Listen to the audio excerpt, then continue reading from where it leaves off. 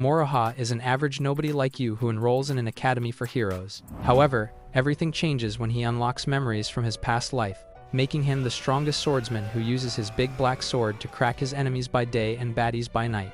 It all starts in a private academy where special reincarnated students, with memories of their past lives, are trained to become elite monster fighters known as saviors.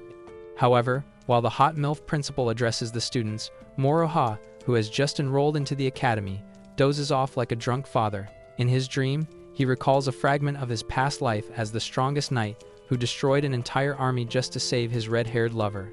However, just as he is about to lock lips with her, he wakes, only to see the same red-haired girl who headbutts him and then scolds him for dozing off during the ceremony.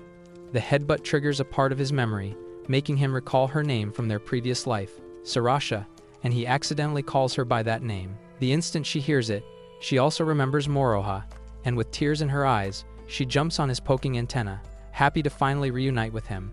She introduces herself as Satsuki, and excitedly calls him Flaga, her big brother from their previous life, but Moroha tells her he pretty much remembers nothing from his past life, much to her surprise. Just then, a girl suddenly drops to the ground, catching their attention, and as Moroha approaches to check on the girl, the psycho suddenly grabs his enormous dome and kisses him. This immediately makes Satsuki mad jealous, and she starts acting like a junkie high on expired Molly before running off like a drama queen. Later that day, everyone gathers at the training ground, where the teacher explains the two types of saviors. The first are the White Knights, who utilize the power of light known as Plana, while the others are dark mages who use dark arts. After the teacher demonstrates how to unleash light magic from within, he asks the students to do the same. However, when they complain they don't know how, the teacher reminds them that they all have memories of their past lives, and all they have to do is dig deep into those memories. When the students try to activate their individual magic, known as Plana, they fail miserably, except for Satsuki, who successfully unlocks her Plana, surprising everyone. While Satsuki shows off her impressive power by tossing a girl in the air like a basketball, Moroha tries to activate his own Plana but only manages to trigger a bit of it since his memory is hazy.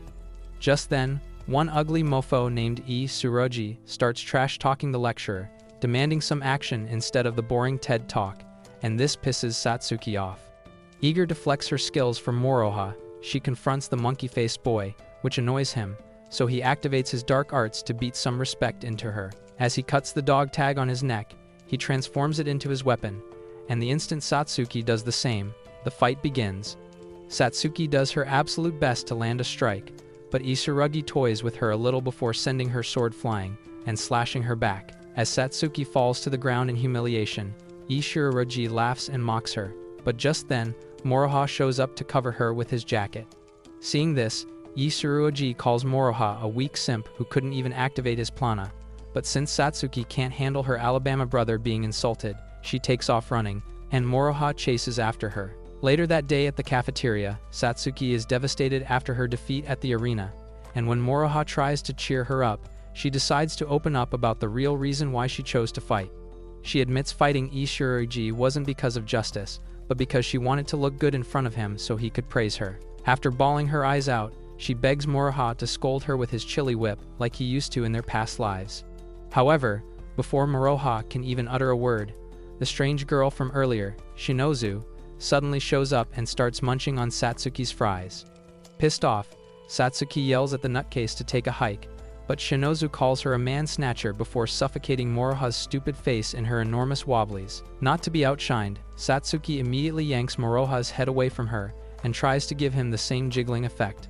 But Moroha complains about how bony her mosquito bite is, which strikes a nerve and causes Satsuki to run off in premium embarrassment. Now alone with Shinozu, Moroha wants to know why she interrupted their lunch, but Shinozu just walks away, saying it's still too early to reveal anything. The next day at the training ground, Moroha confronts Tsurugi and demands an apology for embarrassing Satsuki. But the ugly smug boy refuses, saying flat girls deserve no apology, and then tosses a couple of swords to Moroha to choose from, since obviously someone is getting isekai'd today. As Moroha picks up a sword, Tsurugi cuts his dog tag, unleashes his weapon, and attacks with full force. With the entire class watching, Moroha gets tossed around like a useless rag doll by Tsurugi, but being the main character, he refuses to give up and continues to attack with all his strength. After Tsurugi deflects all his attacks like they're nothing, he breaks Moroha's sword and is on the verge of sending him to the Pearly Realm. At that moment, Satsuki yells from the sideline, reminding Moroha that he is the guardian of the Holy Sword and the most powerful knight alive. Hearing this triggers memories of Moroha's past life, giving him the knowledge of how to activate his plana. So, as he cuts his dog tag, he transforms it into his powerful katana, and with twice the speed of lightning, Moroha attacks Isuroji and eventually drops him. However, after exhausting most of his energy, Moroha blacks out, but Satsuki rushes to cushion his fall. Several hours later, when Moroha regains consciousness, he finds a short blondie named Maya on top of him, shocking him. Confused, he looks around, only to find the hot mommy principal, who explains that Maya transferred mana through his lips to replenish his lost strength. As the mommy milker sits beside his bed, she tells him that she watched his fight earlier with Ishirugi, and from what she deduced, he must be the reincarnate of an ancient hero. When Moroha asks what she means by that, she explains that saviors are reincarnated people with past lives, but among these saviors, there exist some special ones who didn't live just one life but two, and she suspects Moroha must be one of them. Shortly afterwards, after Moroha fully recovers, Satsuki hugs him, excited that he is fine. However, as she tries to kiss him, Shinazu suddenly pops out of nowhere and calls her a thirsty hoe. Satsuki tweaks, trying to explain that she needs his saliva, but Shinozu ignores her ranting, and to make her jealous, kisses Moroha, which drives Satsuki insane. Later that day in class, a handsome hunk named Jin walks in, making all the girls cream their pants, but he ignores their thirsty faces and then asks Moroha and Shinozu to come with him. As they head outside the class, Jin informs Moroha and Shinozu that he wants them to join his special squad of fighters called Strikers, who specialize in fighting monsters known as metaphysicals. When Moroha asks what he stands to gain by joining his raggedy squad, Jin whispers that his team is filled with freaky baddies who would want a taste of his mayonnaise. Excited at the thought of finally getting some creamy action, Moroha immediately jumps at the offer, and Shinozu, desperate to stay by his side, also accepts. However, Satsuki, who has been eavesdropping on the conversation, immediately storms out, demanding to join too, but Jin refuses, explaining that she is too shapeless to be on his team. Feeling bad, Satsuki immediately runs off, swearing to enlarge her plots even if it's the last thing she does. Much later, Jin introduces Moroha and Shinozu to the striker team, and after seeing how busty the babes on the team are, Moroha is happy to be in the right place. After the introductions, the team engages in a little physical and magical training while Moroha and Shinozu watch from the sidelines to learn the team's tactics. Later that day, while heading home from training, Moroha and Shinozu run into Satsuki, who complains that she has been waiting for them for hours and then invites Moroha to have lunch with her. However, before Moroha can even reply, Shinozu immediately turns down the invitation, saying they are extremely tired and need to go home. Offended, Satsuki immediately runs off, trying not to show how heartbroken she is. After Moroha scolds Shinozu for being so hard on Satsuki, he runs after her and finally catches up to her as she bawls her eyes out. To cheer her up, he walks home with her instead, and then promises to have lunch with her some other time, which excites Satsuki. That weekend, Satsuki, who is completely over the whole beef with Shinozu, invites her to the mall to help pick a gift for Moroha. After checking out various stores, they decide to take a break outside the mall, where Shinozu nags that she needs ice cream after being dragged everywhere, so Satsuki heads to the ice cream store to get some. However, on her way back, Satsuki notices a drastic change in the weather, and before she can figure out what's happening, an earthquake occurs, and suddenly a massive snake-like metaphysical emerges from the ocean. As everyone scurries off to safety, Satsuki suddenly notices the abyss monster trying to attack a girl, so she immediately pulls out her dog tag, and after she transforms, she launches an assault against the beast before it reaches the girl. Enraged by her attack, the beast tries to retaliate, but Shinozu arrives at that moment, blasting it with powerful ice shards and saving Satsuki from becoming monster snacks. Working together as a team, the girls lead the snake beast away from the people and into the evacuated mall, where they try their absolute hardest to put it down. However, just when they think they are winning, the metaphysical reveals its multiple heads and then fires off a poisonous mist at Satsuki, but Shinozu throws herself into the attack to save her. Meanwhile, back at the academy, the striker team is informed of the situation at the mall, but Jin tells Moroha that there is nothing they can do about it, explaining that the snake-headed metaphysical is a dreadnot class threat. Upon hearing this, Moroha recalls when he was little and lost his parents in a tragic accident, and was too useless to do anything to save them. With this memory stuck in his head, he never wants to lose anybody he loves again, so he slaps Jin's hand away from his shoulder and calls all of them a bunch of scared wussies. Back at the mall, the girls find themselves cornered by the beast, and just as it is about to chew them out of existence, Moroha arrives just in the nick of time to slice off its disgusting tongue. After he apologizes for arriving late, Moroha goes head-to-head with the metaphysical and manages to stab its eye.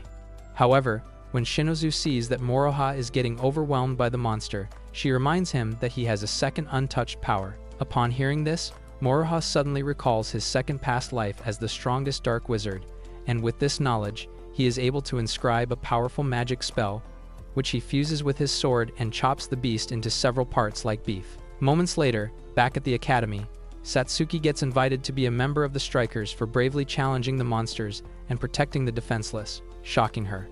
Even though she is still plotless, he tells her they need courageous people like her, and then, turning to Moroha, Jin admits he was a coward before thanking him for standing by his decision. Several weeks later, while the gang chill at a cafeteria downtown, Satsuki brings up the Dreadnot class metaphysical that Moroha defeated, and then informs everyone that the principal made a statement saying the three of them defeated it together.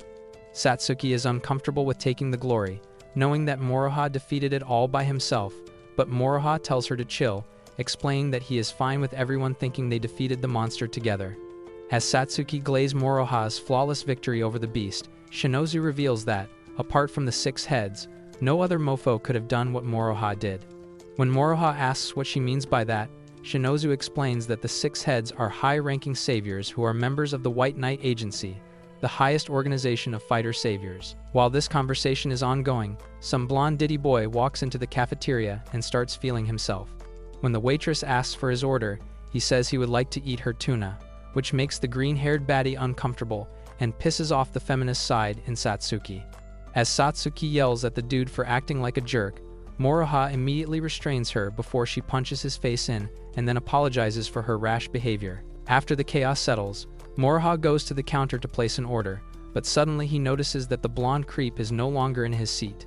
He also realizes time has stopped, and as he tries to figure out what the heck is happening, he senses the dude moving like the Flash and now standing behind him. In a matter of seconds, he appears in front of Moroha, trying to punch his face, but then stops, as his intention is not to fight, but to test Moroha's power. Seeing that Moroha is no match for him, the dude leaves the cafeteria, and while Moroha is still trying to figure out what the heck just happened, Shinozu explains that the blonde guy is Edward, one of the top 6 heads in the world, who is in charge of the saviors in Great Britain. Hours later, while Moroha, Satsuki, and Shinozu head to the training ground, Maya sees Moroha from afar and excitedly runs over to him, happy to see him again. When Satsuki asks what a brat like her is doing at the academy, Maya explains that she awakened as a savior before anyone else did, and since Principal Mari is her elder sister, she lets her stay at the academy. After Shinozu confirms what Maya just said, Moroha is shocked that she knows Maya so well, and Shinozu shyly explains that her older brother is the school's chairman, shocking both Moroha and Satsuki. A few minutes later, everyone gathers at the training ground, where the teacher announces that they will hold an inter-class practice duel between first and second-year students. However, before the teacher finished talking, some spiky-haired idiot named Kami volunteers to represent the second years and then points at Moroha to be his opponent from the first years, because apparently Moroha is bagging more chicks than his entire generation. However, Moroha doesn't argue and simply accepts the duel under the watchful eyes of Edward and the rest of the teachers. As soon as the duel starts, Kami activates his prana and using a level 2 magic spell, blasts Moroha with an inferno. He laughs like a clown, thinking he has already won, but he is shocked when Moroha cancels out the fire like it's nothing and counters with a powerful inferno of his own that can roast even the devil. Later that same day, Moroha heads to the principal's office to confirm what he heard about Shinozu's older brother being the school chairman, but instead, he runs into the mini Barbie, who offers to explain everything. She tells him that Shinozu's family is extremely wealthy and that her grandfather was one of the school's capital investors. She further explains that Tadanori, Shinozu's elder brother, is an executive of the Japan branch and that his aim is to also make Shinozu an executive so he can gain more influence. Upon hearing this, Moroha realizes that Shinozu is being used as a tool by her brother, and Maya confirms it, though she explains that Shinozu has been much happier since she met him. Sometime later, while Moroha takes a quick nap on the field, Shinozu sits beside him, and as she watches him sleep, she remembers a time in their past life together when she was the witch of the Netherworld, while Moroha was Shusara, the great wizard of Oz. Together, they froze an entire kingdom so they could smash in a chilly environment. A while later, when Moroha wakes, he also remembers a fragment of those chilly times together with Shinozu, which makes him smile. While relishing the moment, his hand suddenly squeezes something soft and squishy, but when he hears a soft squeal, he realizes he is grabbing onto Shinozu's floppers and freaks out.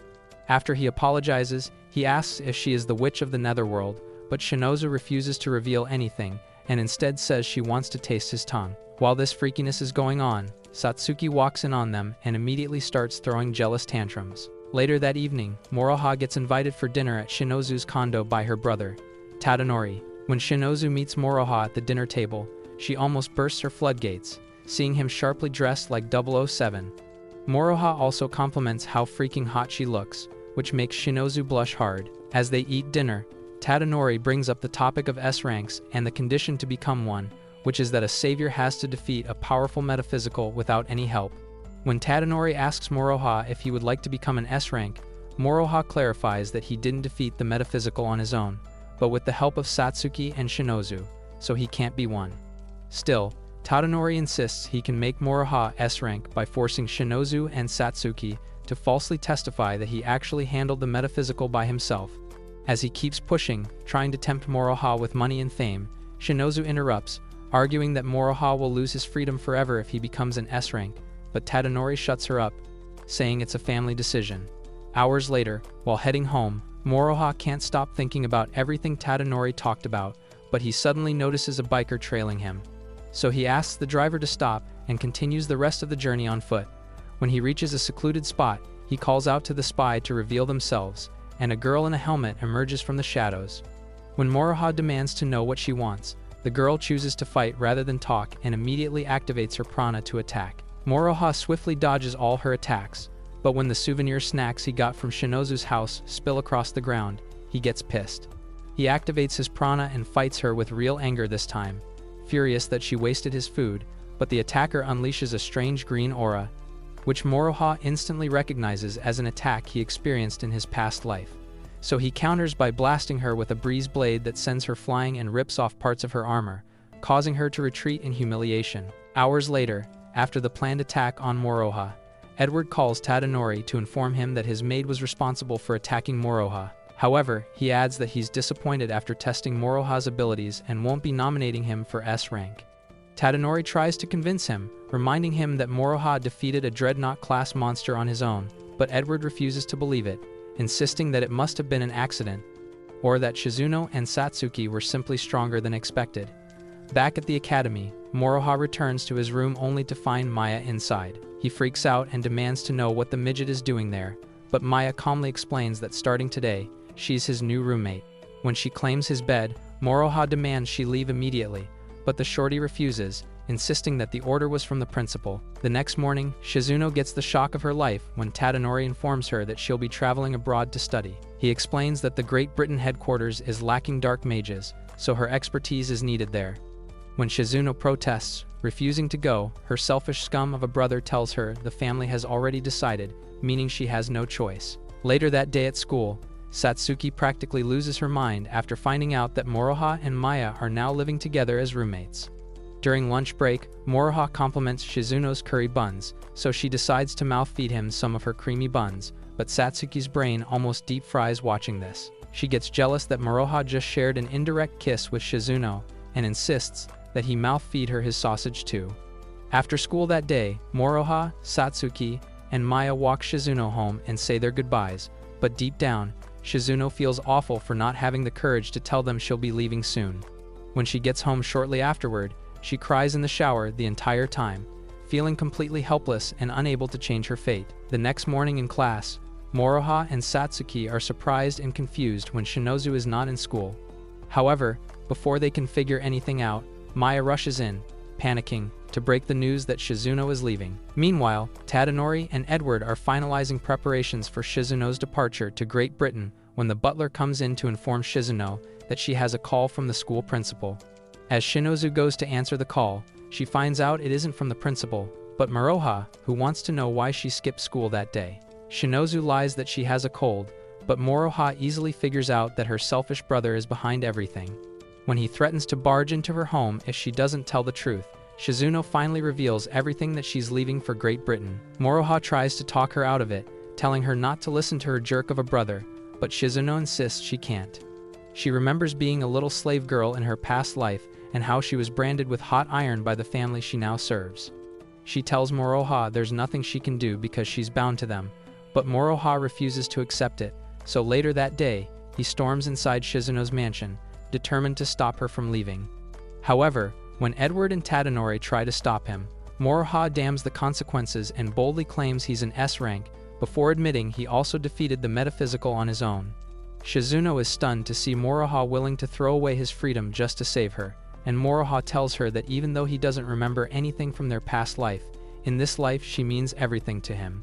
Upon hearing this, Shizuno bursts into tears and runs straight into his arms, crying uncontrollably, and that's when Moroha grabs her and jumps out the window, leaving Tadanori fuming in anger.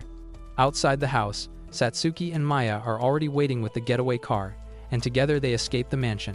Watching them flee, Tadanori loses his mind and then begs Edward to bring his sister back, and Edward agrees. As Moroha and the girls speed off with fast and furious level driving, Edward attacks the car, nearly sending it crashing. Luckily, Moroha uses chains to stop the vehicle from crashing into a ditch, but just then, Edward and his maid block them midway and demands Moroha hands Shinozu over. When Moroha refuses, Edward points out that even though Moroha claims to have defeated the metaphysical on his own, there is no evidence of it. To prove his insane strength, Moroha then challenges Edward to a duel, so while Satsuki and Shizuno face off against Edward's maid, Moroha and Edward head deep into the forest to fight without interruptions. As the duel begins, Edward activates his plana and draws his massive sword. With it, he engages Moroha, and after several clashes, Edward manages to stab Moroha in his guts. Meanwhile, Satsuki and Shizuno fight the maid, but they're too weak and useless to bring her down. Maya, on the other hand, is racing through the forest, trying to find where Moroha and Edward are currently fighting. At the battleground, Moroha tries to cast a powerful ancient spell, but since it's taking him 3 business days to charge up, Edward smashes him into the trees and sends him tumbling even deeper into the forest. Moroha can barely move from his injuries, but at that moment Maya arrives and casts a massive force field that allows Moroha to tap into his true power. When Moroha then tries to fire off another spell, Edward, confident he can intercept like before, tries to attack. However, this time, Moroha changes direction at the speed of light, and after he completes the spell, a magical orb of fire appears, which he merges with his katana. As Moroha attacks again, he breaks Edward's massive sword clean in two, but just as Moroha goes in for the finishing blow, he's caught off guard when Edward uses a second dog tag to transform into a medieval knight with a giant shield. Suddenly, Moroha's mind gets invaded with memories of the past, and as he snaps back to the present, he finally understands how to end the fight. So, he levitates into the sky like Temu Doctor Strange and starts inscribing a forbidden spell that leaves everyone, including Edward, completely stunned. Once he completes the spell, a massive ice dragon erupts from the inscription and plummets from the sky, crashing into the mountain and freezing the entire forest, along with Edward. Later that night at the academy, Moroha tells the girls and the principal that he didn't actually defeat Edward, he only left him frozen. To confirm this, the dog poop stain suddenly shows up at the door and acknowledges that Moroha actually won. He also assures Moroha that he has cancelled Shizuno's transfer to Great Britain, and then says he has formally nominated him for S rank. When summer break arrives, Jin announces during practice that the striker team will be having a summer camp on a small island. Upon hearing this, Tokiko, the creepy vice president of the strikers, squeezes Moroha's saggy sacs and insists he goes swimsuit shopping with her. Meanwhile, the rest of the students get excited, thinking summer at the beach means playtime, but Jin quickly warns that they're actually going there for training. Later that day at Shizuno's residence, Tadanori is excited after hearing about the beach camp, as he sees it as the perfect opportunity for Shizuno to seduce a powerful striker like Moroha and win his heart. So he orders his designers to find Shizuno the perfect outfit for the job, and even though she tries to resist, the designers bundle her away to take her measurements. Much later, Moroha arrives at the mall to meet up with Tokiko for swimsuit shopping, but while searching for her at the Kuchi fabric section, he runs into Momo, a member of the strikers who is also shopping for a swimsuit. Startled by his presence, Momo immediately hides the swimsuit, but Moroha lets her know he is no fool and he is aware that she is desperately searching for a swimsuit. Embarrassed, Momo tries to deny it and then berates herself that she is too shapeless to wear a swimsuit. But to encourage her, Moroha tells her that any size will make the wood rise. The next day at the academy, the principal gathers the striker squad and uses a heavy-duty teleportation spell to send them to the island, since it's way cheaper than using Uber. Once they arrive, everyone changes into their swimsuits, and Satsuki gets so excited she nearly drowns in the water, but runs out in panic, forgetting her melon guard in the ocean. Maya also shows up in a pink bikini, even though she's flatter than the latest iPhone, and shortly, Momo joins them, but since she is too shy for her own good, she covers her swimsuit with a loose boyfriend t-shirt. When Moroha tries to encourage Momo to reveal her sweet buns in the swimsuit she got, Satsuki gets jealous that Moroha is stalking girls, even to the extent of knowing they just bought a new swimsuit, and immediately starts seeing Momo as a rival. Just then, Shizuno shows up with her show-stopping honkers in a red swimsuit, and Moroha nearly fires off his plot gun, while the rest of the girls finally understand how a swimsuit is supposed to look. Suddenly, Vice President Tokiko shows up again and resumes her creepy, torturous flirting with Moroha, but this time, Jin grabs her by the head and nearly cracks her skull, just to stop her chaos. That afternoon, Jin gathers everyone and announces that, for their training, each person must choose their own challenge and complete it by the last day of camp. Everyone gets excited about the freedom, so Jin tells them to reconvene later that evening to get started, but Satsuki immediately challenges Momo to a race competition. Even though Momo clearly doesn't want this, she reluctantly agrees, so they both line up. Moroha is choosing to be the referee, and when the race starts, Momo leaves Satsuki in the dust like a rookie and leaves her panting like an exhausted bear. Still, Satsuki refuses to accept defeat, but after several attempts, she gets frustrated that she still can't beat Momo. While the race is ongoing, Moroha gets a call from Dog Poop Stain, who informs him that the 6 heads are planning to hold a meeting about officially making Moroha AS rank. After the call, Shizuno asks Moroha what the call is all about, and Moroha explains that according to Edward, 5 of the 6 heads support his promotion to S rank, but the last one, known as the Lightning Emperor of Russia, is firmly against it. Hearing this, Maya tells Moroha that it's bad news, because Principal Mari once told her that the Lightning Emperor is terrifying. While heading to the 6-head meeting venue, Principal Mari receives an update from Maya, her spy, about everything Moroha's been doing at summer camp and how much fun she also has been having. Later that night at camp, Maya and Shizuno spy on Moroha and Satsuki, who've been spending an unusual number of late nights together, which has made everyone curious. However, contrary to their naughty thoughts, Satsuki simply wants Moroha to train her so she can outrun Momo. But Moroha doesn't get why she's stressing so much about outrunning Momo, especially since everyone knows Momo is prime Usain Bolt. He tells her to pick a different challenge that plays to her own strengths, but Satsuki refuses and hugs him. That sudden closeness triggers Moroha's past memories, and he finally understands where her insecurities come from. Back then, when he was Flaga, he was always leaving her behind to fight wars, which made her feel like a useless burden. In the present, Satsuki explains that she wants to get stronger so she'll never be left behind again, and that's why she refuses to give up on challenging Momo. Moroha, however, tells her that the reason he keeps her away from battle, even though she has huge potential, is because he couldn't bear the thought of losing her. When Satsuki continues to insist on facing Momo, Moroha explains that Momo specializes in speed, and it would be difficult to defeat her in the area where she excels. Still, Satsuki refuses to back down, and realizing it's impossible to change her mind, Moroha finally agrees to train her, but warns that he cannot guarantee her victory, which excites Satsuki. The following day, the striker team enjoys barbecued meat prepared by Satsuki, and they're all surprised she's such a talented cook, but Satsuki proudly explains that she's been perfecting her culinary skills for years, so she can be the best wife for Moroha. While Moroha and Jin enjoy a plate of grilled beef together, Kami suddenly shows up and starts talking trash about Moroha's S-rank promotion being revoked.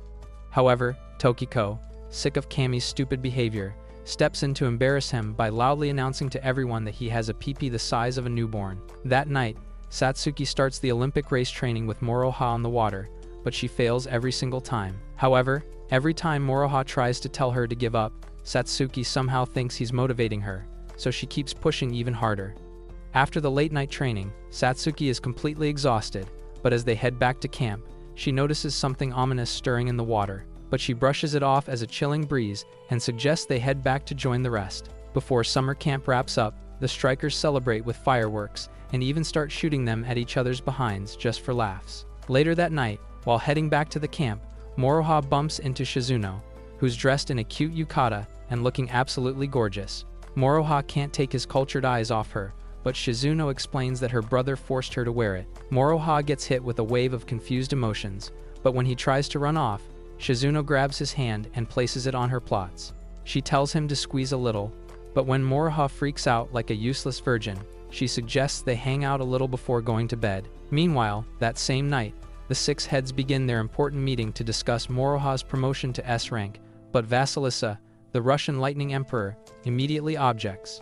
Charles, the German representative, agrees with her, but Ando, the turtle-headed representative from Japan, says he supports the promotion and believes Moroha has talent. When Edward tries to convince the group that Moroha is the real deal, Lu Jin, the China rep, says he has no issue with promoting Moroha, while the last member, Arlene from the United States, attending through a Zoom call, points out they don't even have enough information to judge Moroha's abilities. Edward insists this isn't a problem and tells them Moroha defeated a nine-headed metaphysical. Still, the others refuse to accept it, insisting that without proof, they'll dismiss it as trash talk.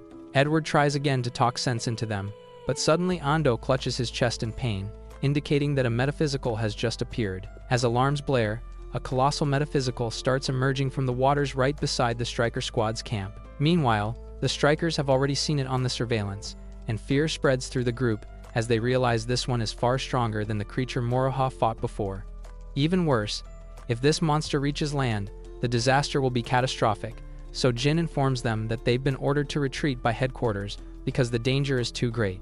When Satsuki asks if they're really not going to do anything about it, Jin says the orders are absolute, and as the squad leader, he can't take them into a hopeless battle. He immediately orders the team to grab their belongings and prepare to evacuate with the rest of the islanders already boarding the ship. However, Moroha and the girls refuse to run away like headless chickens, and instead are ready to fight. Back at the meeting, Vasilisa is thrilled, laughing like a deranged villain, seeing this as the perfect chance to test Moroha's abilities firsthand. She suggests that none of the six heads interfere, and insists the boy Edward claims has S-rank potential should handle the monster by himself. As civilians are evacuated from the island, Moroha and the girls get pumped for action, but to their surprise, Jin also shows up fully prepared to fight. When Moroha asks why he isn't retreating, Jin explains that, at that moment, he isn't a leader or a squad member but simply a concerned human being. He says he was inspired by how Moroha saved the girls previously, and believes the five of them can defeat the monster. However, just as those words leave his mouth, the rest of the striker team appears behind them, also ready to fight alongside their leader. Together, the squad draws their weapons and prepares to face the metaphysical. They learn that the beast is attracted to noise and loud music, so they devise a plan. Jin, as the leader, will take the front where the attack will be most intense, while Moroha attacks from the rear. As the colossal beast continues to approach the city, they suddenly realize that it stops. However, that's when they notice fireworks going off and realize that the brain-dead crackhead, Kami, is attacking the beast with fireworks. His action only makes things worse, as the metaphysical is drawn to the sound and approaches him, so the team is forced to commence the plan prematurely just to save him. After seeing the monster's massive size up close, some random coward tries to quit, but Tokiko tells him it's too late and then grabs his baby's sack to punish him for even thinking of ditching his teammates. Just then, the squad starts unleashing magic spells at the metaphysical, and at first it looks like they're winning, until the beast fires off swarms of bugs generated from its skin to fight back. As the monster advances deeper into the city, Jin activates his plana and attacks, but he only manages to blast off a small part of its body. At the rear, Moroha plays loud music to draw the monster toward him, and as it approaches, he activates his plana and, with lightning speed, charges straight at the beast. He then summons his fiery magic orb, fuses it with his sword, and slices off one of the monster's arms, but the metaphysical counterattacks immediately with its other arm.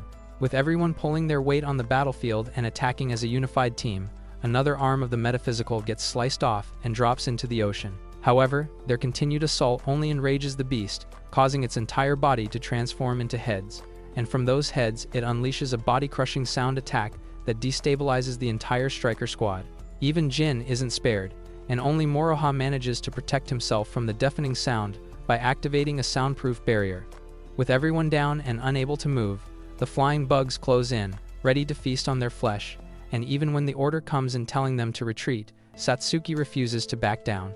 She remembers all the late-night training she and Moroha have been doing, and it fires her up, so she grabs her weapon and attacks the bugs, determined to protect everyone. As she chops through the swarm like onions, the metaphysical notices her, gets angry, and starts moving toward her. Seeing Satsuki in danger, Moroha jumps onto the metaphysical, not even sure what to do next, but suddenly he remembers his past life as a powerful sage and recalls a deadly spell he once used. With that memory stuck in his head, he starts carving a magical circle into the monster's body with his sword. On the other side, Maya casts a barrier to protect the wounded from the bugs, while Satsuki keeps slicing through the swarm. Satsuki eventually gets exhausted, but Moroha, still carving the circle, orders her to join the rest of the team inside the barrier. Once the magic circle is complete, Moroha unleashes a massive explosive spell that detonates like an atomic bomb and completely annihilates the metaphysical. Back at the Six Heads meeting, they realize the metaphysical has been defeated by Moroha, and even though this proves his S-rank potential, Vasilisa and Charles are furious. Meanwhile, back on the beach, Satsuki decides to reward Moroha for his hard work by letting him rest his head on her thighs. But Shizuno steps in to demonstrate how to properly reward a man by placing his head on her huge wagamamas. This sparks a fight over who gets to hold Moroha's head, until Tokiko suddenly shows up and claims her own dumplings are the perfect choice. Sometime later that night, Vasilisa sends one of her students to eliminate Moroha and avoid Japan from being the only country with 2 S ranks. The following week at school, Moroha finds a secret letter in his locker, asking him to meet at the back of the stadium. He panics, thinking it might be a love letter, but when he gets there, he meets Elena, the transfer student from Russia, who tells him she has fallen madly in love with him at first sight. Moroha is shocked, knowing she apparently fell in love after sending the letter, and with how confident she sounds, he immediately suspects it might be some kind of scam. When Elena insists that her goal is for them to be lovers and go on dates together, Moroha feels everything is moving too fast, so as he rejects her offer, Elena instantly goes into depression. Later that day in class, the teacher introduced Elena to everyone as the transfer student from Russia. However, Shizuno immediately senses something is off, so she stands up and asks Elena what her real objective is and whether she actually enrolled to assassinate someone. Everyone is stunned by Shizuno's accusation, but Elena calmly replies that her only objective is to get closer to Moroha. Hearing this immediately activates Satsuki's jealousy, so she confronts Elena and says she will never allow her to achieve her goal. When Elena asks who she is, Satsuki proudly introduces herself as Moroha's sister, and then continues insisting she won't let anyone get close to him. Shinozu jumps in too, and the 3 girls start arguing and fighting over Moroha right in front of the class, while the useless failure of a teacher just stands there, unable to control the students. Later that day, during practice, the whole team won't stop talking about the Russian girl's love confession, leaving Moroha completely embarrassed. When school closes for the day, Moroha and the girls head home, only to find Elena standing at the entrance waiting for them. But Satsuki and Shizuno instantly go full territorial mode, clinging to Moroha like guard dogs. However, Elena shocks everyone with her confidence when she flat out asks Moroha to go on a date with her. That weekend, Moroha ends up going on the date with Elena, and during the date, Elena latches onto Moroha's arm like a parasite the entire time. They stop by a cafeteria to eat buns, and Elena devours hers like a starved chihuahua. When Moroha calls her out for eating like a death row inmate, Elena opens up, explaining that back in Russia, they never had time for cafes because they were raised in strict military conditions. She adds that the Dagestan training was brutal, and they were sent into battle early. Moroha can somehow tell that her story is real, so he promises they'll keep hanging out, and he'll show her more places with food worth drooling over. Elena is moved by his kindness and then asks if he isn't the least curious to know whether she might be a Russian assassin sent to unalive him. However, Moroha tells her that as long as she isn't planning on taking him out, he is fine. After lunch, they take pictures together, and when Moroha notices Elena staring at a cute doll on the shelf, he decides to get it for her, making her blush hard. To wrap up the weird date, they see a movie at the cinema where Elena starts getting a little too touchy with Moroha. Meanwhile, Shizuno contacts Edward's maid, Angela, who is now basically her buddy, to dig up info on Elena, and that's when she finds out that Elena is known as the Man-Eater, the same girl who once stabbed Edward. Later that day, Moroha and Elena take a detour through the park on their way home. There, they see a boy playing ball with his dad, which makes Moroha open up about losing his parents and being raised solely by his uncle. He tells Elena they're very similar since they're both orphans, which hits Elena right in the emotions. Moroha also brings up her younger brother and says he'd love to meet him someday. Later that night, a strange black bird visits Elena to remind her not to lose focus on her assignment, which is to bring Moroha down. The voice speaking through the bird tells her to keep seducing Moroha so she can become his weakness, and as a reward, the voice promises to persuade Vasilisa to let Elena spend time with her brother who has been locked up for years. The next day at school, Elena gets a letter in her locker from Shinozu, inviting her to the school field that night to challenge her to a duel in exchange for leaving Moroha alone. Shinozu tells Elena that she already knows what her mission is, and that she was sent by the Russians to destroy Moroha. Before Elena can even accept the duel, Shinozu activates her prana and immediately attacks her with ice magic. Elena dodges with incredible speed, but she gets overwhelmed when Shinozu relentlessly continues to fire ice shards at her. When Elena tries to sneak attack from behind, Shinozu summons an ice dragon to protect her and to fight in her stead. As the dragon fires off a massive ice breath, Elena gets knocked away, and realizing she might get flatlined anytime soon, Elena decides to use her man-eater prana. With her real powers now unleashed, Elena summons a weapon that can cancel out any magic, and with it she erases all of Shinozu's ice spells with ease, leaving Shinozu shocked. No matter how hard Shizuno tries, Elena destroys the ice dragon and forces her to surrender. With her blade to Shinozu's neck, Elena says she'll spare her life only if she swears to never stand between her and Moroha again. However, when Shinozu refuses to make such a promise, Elena threatens to disfigure her face and leave her looking like Pennywise.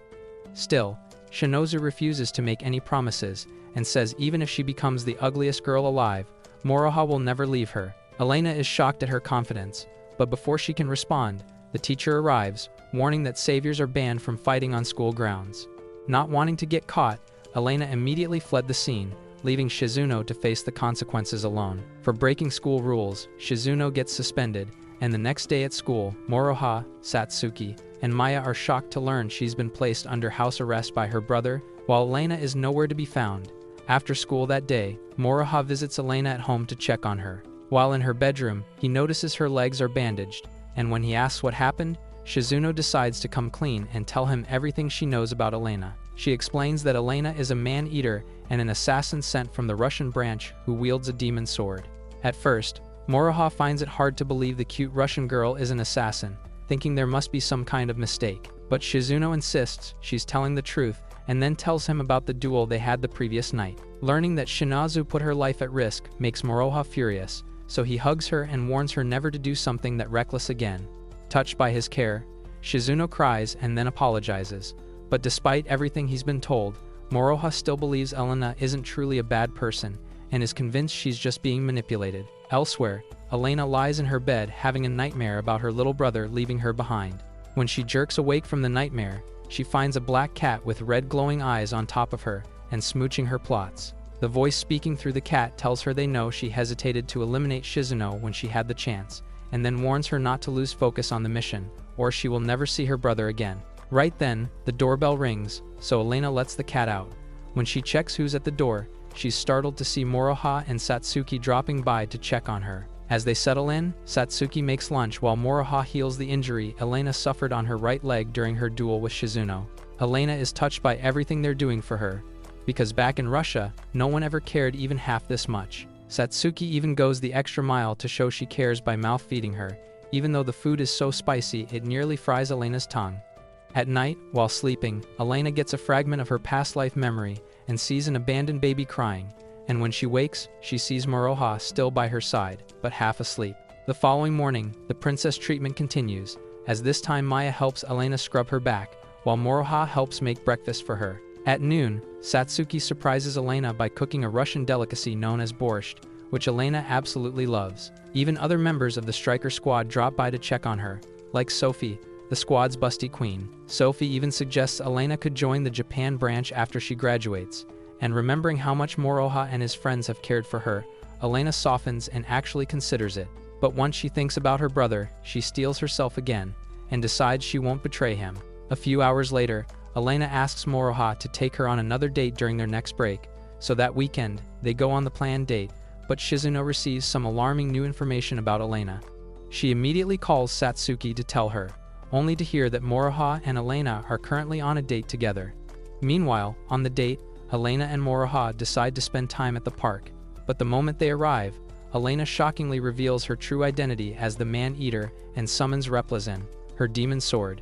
Just then, Satsuki and Shizuno arrive at the park, desperate to stop whatever is about to go down, but they get blocked by Sophie, who says she can't let them enter. She explains that the US branch wants Moroha to defeat Elena, and they don't want anyone interfering. However, Satsuki refuses to back down and challenges Sophie to a duel, while Shizuno finds another way to slip into the park. Inside, Moroha and Elena clash fiercely, but when Elena gets too close, Moroha is shocked to realize her demon sword can absorb his prana. He tries keeping his distance and attacking with long-range magic, but Elena cancels his spells like they're cheap party tricks and keeps pressing forward. When Moroha tries to overwhelm her with raw prana, Elena absorbs that too, draining him and making him tired quickly. Even worse, Moroha realizes she can absorb his prana without even touching him. Meanwhile, outside the park, Satsuki and Sophie are still going at each other, and when it looks like Satsuki finally has the upper hand, all she manages to do is slice open Sophie's giant airbags. Inside the park, Moroha keeps defending himself against Elena's relentless sword strikes, but he suddenly remembers his past life as a powerful knight, cutting down armies and shattering their weapons. With this memory at the back of his mind, Moroha finally recalls all his legendary swordsmanship. So, this time, he releases all his prana and fights like a traditional samurai, relying purely on skill instead of boosting his blows. Meanwhile, at the entrance, Sophie finally summons her weapon for real after realizing the fight has gotten serious. She attacks with her massive weapon, but Satsuki remembers Moroha's advice not to get overly pumped and to stay calm. With these words of motivation, Satsuki manages to destroy Sophie's weapon, forcing her to surrender. However, Sophie is thrilled she lost, so she hugs Satsuki for being a worthy opponent and nearly suffocates her with her double D honkers. Back inside the park, Moroha finally defeats Elena, since she has no prana left to absorb. After Moroha pieces together that Elena's mission is tied to her so-called brother, he offers to help rescue him from the Lightning Emperor, but Elena insists it's impossible. Elena is on the verge of tears when Shizuno suddenly appears and reveals something shocking. Elena doesn't have a brother. She explains that the president of the institution told her Elena was abandoned as a baby and found alone on the night of a snowstorm. With that revelation, Shizuno points out it makes no sense for her to have a biological brother. Elena struggles to accept this, convinced it's a lie meant to fool her, but when Shizuno calmly asks her to say the name of this supposed brother, the chicken brain girl realizes she doesn't even know the name of the sibling she claims to have. Just then, the black cat, possessed by a Russian agent named Kondrat, appears and confirms that Shizuno is telling the truth. Kondrat explains that Elena's brother was never real, just a figment of her imagination that he implanted into her mind.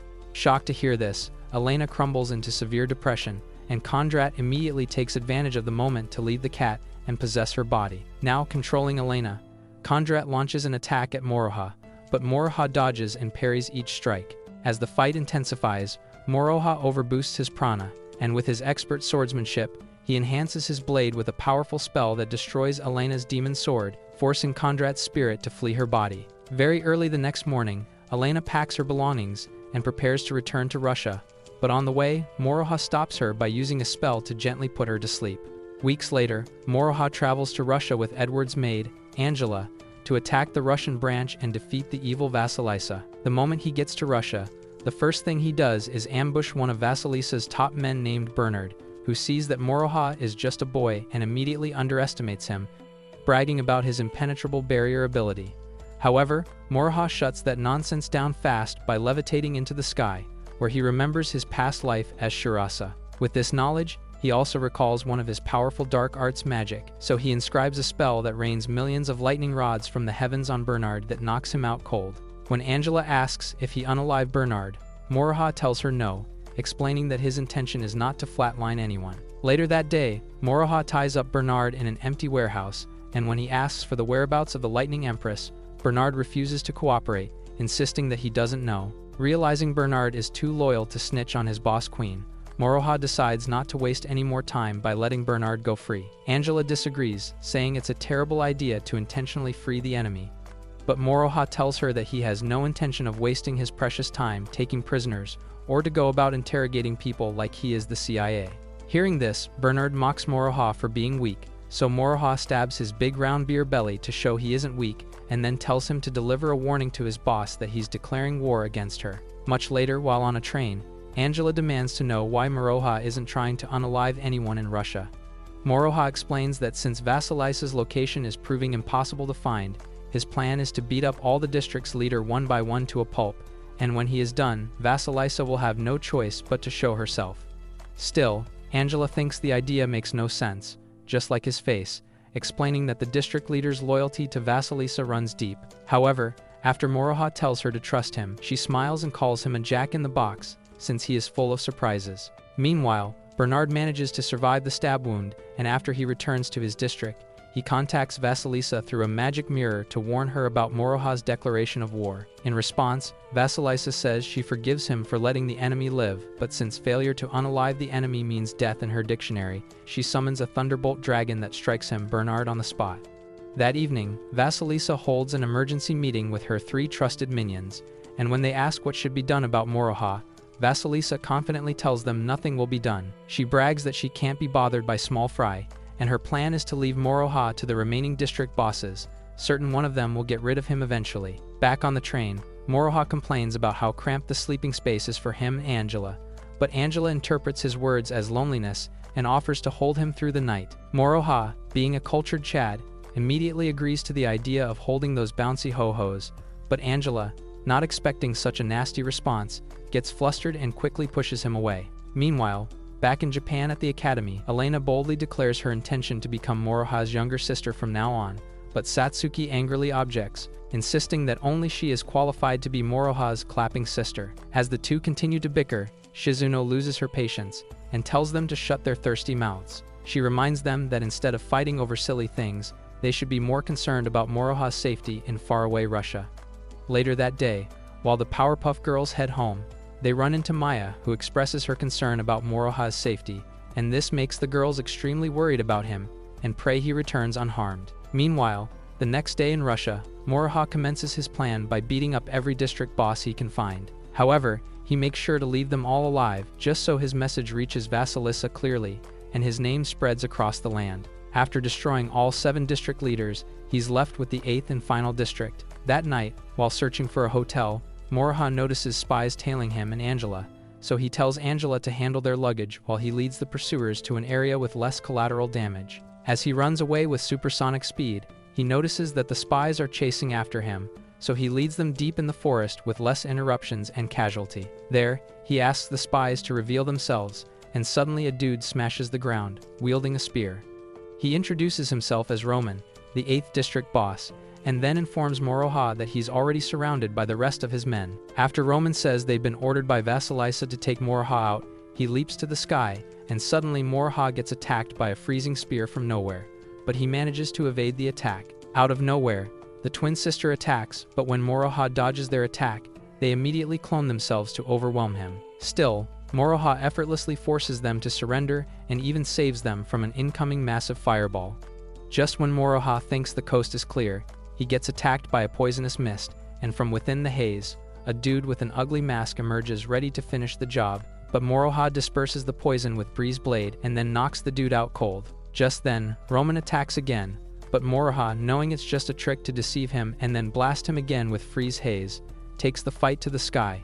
After taking out most of Roman's men, Moroha uses his X-ray vision to spot the last member and confronts her. Instead of fighting, Moroha decides to talk to her, and she quickly realizes Moroha isn't the villain they were told about, since she saw him earlier saving the twins.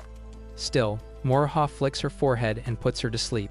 A few minutes later, Angela suddenly shows up, ready for action, and that's when they encounter one of Vasilisa's powerful minions. The minion turns around and reveals a mirror, and through it Vasilisa herself starts chanting a terrifying lightning spell to summon a thunder dragon. Realizing it's too late to stop her, Moroha pushes Angela out of harm's way and takes the full blast of electricity head-on, cooking him on the spot. Luckily, Angela manages to break the mirror Vasilisa is casting from, and the moment she does, Vasilisa's minion escapes. As Moroha collapses, Angela immediately takes him to a nearby hotel where she drops him on the bed, and upon realizing that he's still breathing even though he's been properly cooked, she takes off her clothes to feed him with healing milk from her endless milk factory. By the following morning, Moroha is back to normal, while Angela is embarrassed because she spent the entire night blessing him with her soft kitty. Moroha then thanks her for healing him, which only makes Angela even more embarrassed, but just then, the girl Moroha flicked on the forehead earlier suddenly shows up to find them in the freaky situation. She immediately apologizes and leaves, and a few minutes later, after Moroha and Angela get dressed, they sit to have a talk with her.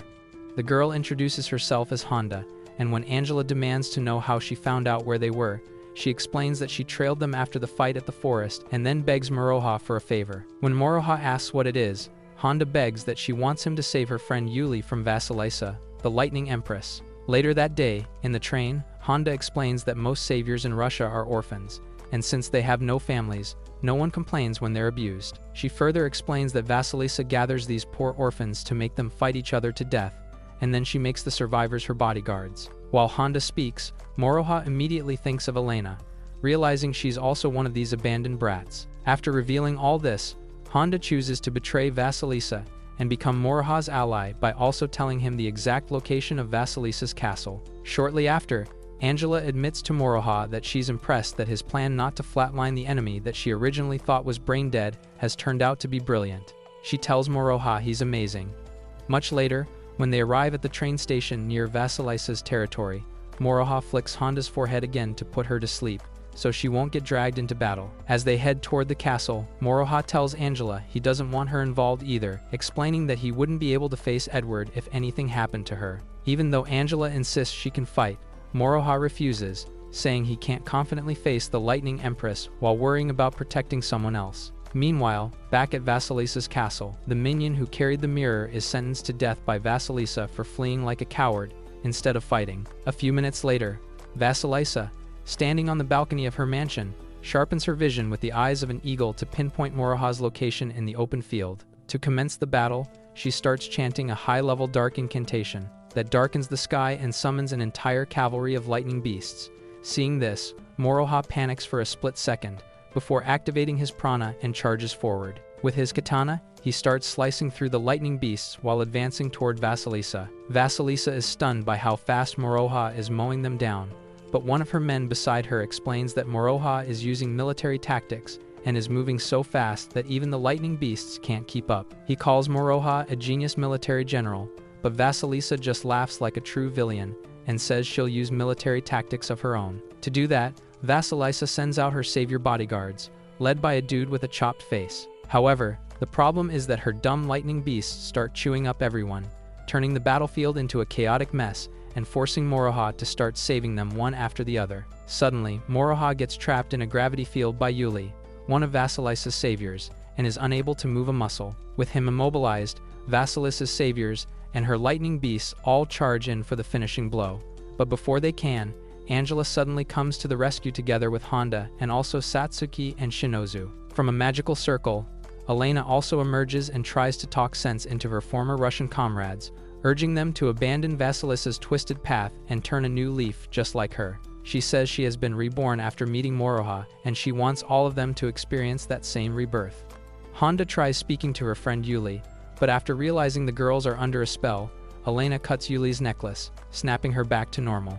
With their minds finally free, the girls begin turning against Vasilisa, and in the end, Moroha convinces all of Vasilisa's saviors to join him. Together, he and his newly gathered squad of allies face off against Vasilisa's colossal lightning beast army. This makes Vasilisa furious, so she orders her men to notify the Russian government that she's about to destroy the entire city. That said, she unleashes a terrifying lightning spell that summons a giant titan. Everyone panics, but Moroha tries attacking the titan with his combined abilities, but the gigantic freak counterattacks and fires a massive blast of blue flames. Moroha shouts for everyone to get down, and when they do, the blast flies over them and obliterates an entire mountain nearby. Everyone thinks it's the end, but at that moment, Moroha remembers an ancient, powerful forbidden magic and casts it.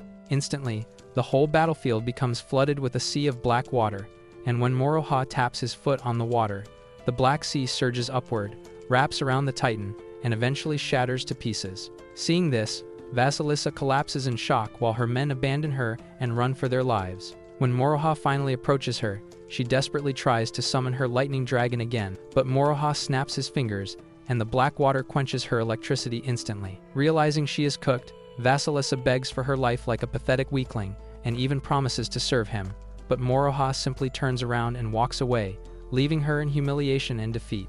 After the battle with Vasilisa, Moroha and his girls relax at a local sauna, where Satsuki and Elena immediately start fighting over Moroha and arguing about who has the right to call herself his sister. The fight gets so intense they basically ruin the entire sauna experience for everyone else, so the rest of the group leaves, letting the two nutcases continue their ridiculous competition alone. While outside in the cold, Moroha and Shizuno decide to spend some quiet time together. Shizuno tells him that all she wants is to never leave his side again, and she wishes to spend the rest of her life with him, past and present. The next day at the White Knight Agency, Edward and Turtlehead Ando discuss what happened between Moroha and Vasilisa, and how Moroha completely destroyed her. Suddenly, Ando gets his usual chest pain panic that signals the presence of a metaphysical, only this time, the pain becomes far more intense than usual. So while the rest of the girls are teleported back to Japan, Moroha gets a call from Edward asking him to remain in Russia to help battle the new metaphysical. When the girls later arrive back at the academy, Maya is heartbroken the moment she realizes Moroha didn't return with them. She cries bitterly over his absence, and the girls are touched by how deeply she misses him. That evening, Satsuki invites Maya to stay in her room so she won't be lonely. So that night, Maya stays over in Satsuki's room, but to their surprise, the rest of the girls also show up for a sleepover so Maya won't feel lonely. However, in the middle of the night, Satsuki suddenly recalls a terrifying memory of a monstrous dragon, and it scares her stiff. Maya and Shizuno notice the fear on her face and ask what's wrong, but Satsuki brushes it off, and instead asks that they all make a wish for Moroha's safe return. Meanwhile, after Moroha helps the Russian saviors defeat the metaphysical, Ando, who is now hospitalized from the severe heart pain, wakes up trembling. Edward rushes to his side, and Ando says this time he's seeing not just any metaphysical, but the ancient dragon itself. At that moment, just as Ando predicted, the sky suddenly turns black as the ancient dragon, the final boss of all metaphysicals, emerges. Everyone in the city runs in panic, but this monster isn't attacking at random, as it has a target, and it immediately locks its terrifying eyes on the academy. In Moroha's absence, the rest of the striker team is determined to protect the academy at all costs. They prepare for battle, and Angela even joins the squad under Jin's command to help fight the monstrous beast. However, as they set up an ambush in the forest, the dragon, with its upgraded IQ, immediately sees through their plan. So, it leaps into the sky, disappears into the clouds, and becomes completely invisible.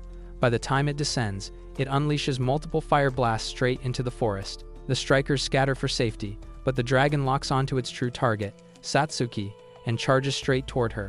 Satsuki tries to escape with Momo, but she slips and falls. At that moment, the monstrous dragon closes in, ready to chew her apart, but Tokiko and several strikers attack it with their combined magic. However, they're horrified when the dragon cancels their spells, rewrites their chants with its eyes, and fires their own magic back at them.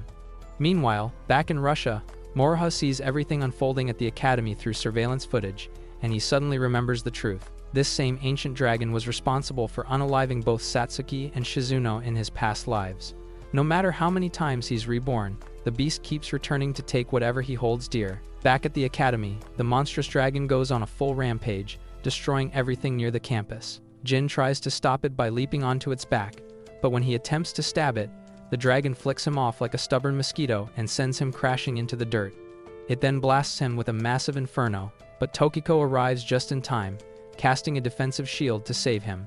But the dragon rewrites her chants, cancels her shield, and blasts both of them with fire. After that, the beast continues hunting for Satsuki, shooting fiery blasts at her, but Momo jumps in to save her, and gets burned badly in the process. Meanwhile, Principal Mari is preparing a teleportation spell to bring Moroha back, when she suddenly notices Maya is in danger, so she rushes to protect her, but gets burned to a crisp. Panicking, Maya tries to heal her, but Mari insists she finish the teleportation instead, so she transfers her teleportation ability to Maya, then loses consciousness. Determined, Maya puts on Mari's witch hat and begins inscribing the teleportation chant. The dragon notices her immediately and charges forward to stop her, but Edward appears like a knight in shining armor and blocks the attack. With Edward protecting her, Maya completes the spell, and from the magical circle, Moroha emerges together with two Russian babes at his side. The metaphysical continues to chase Satsuki, and just as it's about to blast her with a massive inferno, Moroha cancels the flames and saves her. He immediately orders everyone to retreat since he's clearly the dragon's target, and then warns Satsuki and Shizuno especially not to come anywhere near him. Moroha then launches into the sky and begins inscribing. He summons his fiery orb and merges it with his blade, but as he strikes with a powerful spell, the dragon cancels it, rewrites the magic with its eyes as usual, and tries to roast Moroha with its inferno, but Moroha barely manages to deflect it. Frustrated, the dragon growls in fury, and this time it releases a deafening sonic attack that causes unbearable pain. Everyone clamps their ears shut. Moroha charges the dragon again, but ends up with his sword shattered. This monstrous dragon holds the power of every metaphysical they've ever fought, and at that moment, Shizuno realizes it had been patiently waiting for Moroha to arrive before unleashing its full force. While Moroha is busy fighting off the swarm of bugs unleashed by the beast, the dragon goes after its true targets, Shizuno and Satsuki. It attacks them with a poisonous mist that turns their bodies into stone. Moroha freezes and can't believe what he's seeing. He starts trembling, realizing he still failed to protect Satsuki and Shizuno, even in this life. As he remembers how they died in his past life, Moroha goes berserk in rage, and as an evil aura surrounds him, his sword turns pitch black, causing him to attack the dragon like a complete madman. He starts carving a forbidden spell into the dragon's body, one powerful enough to destroy everything and erase the entire city from existence. Everyone panics, realizing Moroha has gone too far and cannot be stopped. Just as Moroha prepares to unleash the spell that will annihilate the dragon along with every living thing, Satsuki and Shizuno fall into a deep trance and find themselves speaking to their past selves. Their former incarnations encourage them not to give up and to return so they can help Moroha this time. So, before Moroha can complete the world-ending spell, Satsuki and Shizuno return, reborn as Sarashi and the Netherland Witch. Together, they calm him, pulling him back from total destruction, and in that moment, Moroha remembers everything about his past lives. As a result, he merges the powers of Flaga, the Holy Swordsman, and Shusura, the King of the Netherworld, into one body. Seeing Moroha finally ready, the strikers do everything they can to create an opening for him to cast his ultimate spell. Moroha is stunned by how courageously everyone is fighting to end the dragon, and Satsuki assures him that this time, he isn't fighting alone. With the support of his girls, Moroha inscribes a powerful spell, and when the dragon tries to dispel the chant, Angela hurls a dagger straight into its eye, stopping it cold. With nothing left to interrupt them, Moroha, Satsuki, and Shizuno combine their powers to forge a mighty sword capable of splitting even the heavens. With the divine blade, they slice the dragon clean in half, causing it to explode in a blinding blast. The following day, Moroha and his girls escort Edward and Angela to the airport as they fly back to their base. At the academy, construction starts to repair all the destruction caused by the dragon. Elena, on the other hand, decides to stay in Japan with Moroha and the others, while the striker squad is back on its feet, with Principal Mari now completely healed. Even though a huge portion of the academy was obliterated, the principal reassures everyone that as long as they're alive and safe, that's what matters most, and the school will endure. Comment Swordsman if you watched this recap to the end. If you enjoy anime recaps like this, subscribe to the channel and watch this next video.